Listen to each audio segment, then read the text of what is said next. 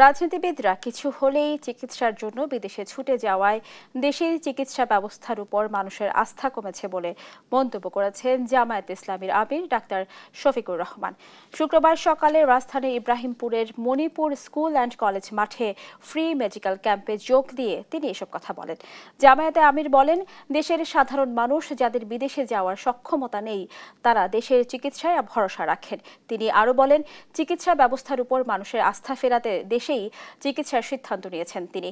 এ সময় রাজনৈতিক দলের নেতাকর্মীদের যেসব চিকিৎসা দেশেই সম্ভব সেসব চিকিৎসার জন্য বিদেশ না গিয়ে দেশে চিকিৎসা সেবার উপর আস্থা রাখারও আহ্বান জানান জামায়াতে আমির ডাক্তার শফিকুর রহমান।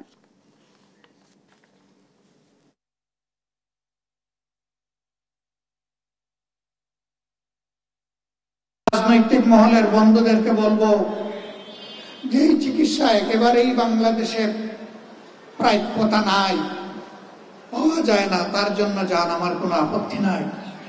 কিন্তু যে চিকিৎসা বাংলাদেশে আছে তার জন্য যাওয়া উচিত নয়।